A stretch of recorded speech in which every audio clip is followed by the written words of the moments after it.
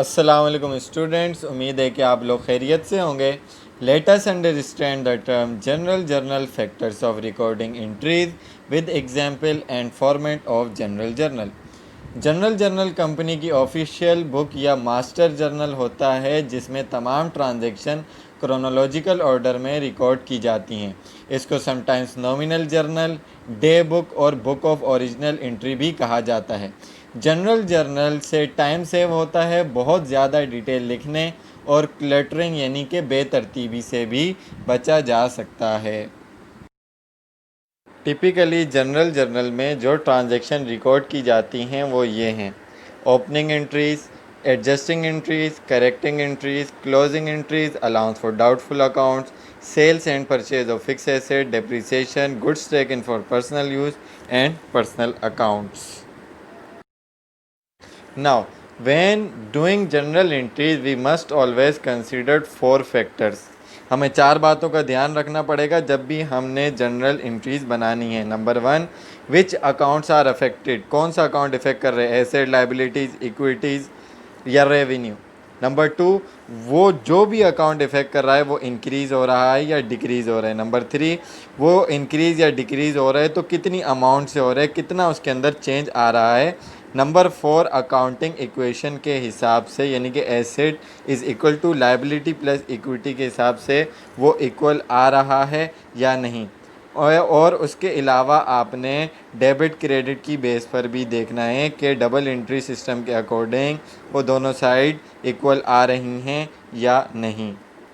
अब आपके सामने एक एग्जांपल मौजूद है कि ABC company borrowed 3 lakh from the bank से 3 लाख रुपए बोरो किए।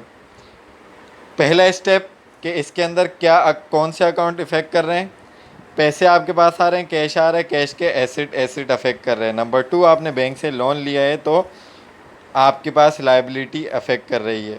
नंबर 2, क्या इंक्रीज़ हो रहा है, कैश आपके पास आ रहा है तो बिज़नेस में कैश इंक्रीज़ हो रहा है। आपने लाइबिलिटी पे आउट करनी है जो बाद में, तो वो भी इंक्रीज़ कर रही है। तो दोनों अकाउंट क्या हैं, इंक्रीज़ कर रहे हैं। नंबर 3, कितना चेंज आया यानी कि अमाउंट कितनी है, 3 लाख। अकाउंटिंग इक्वेशन के हिसाब से एसेट के में कितने आ गए आपके पास, 3 लाख रुपीज़ आ गए। On the other hand liabilities में भी 3, तो 3 और 3 दोनों साइड क्या हो जाएंगे, इक्वल हो जाएंगे।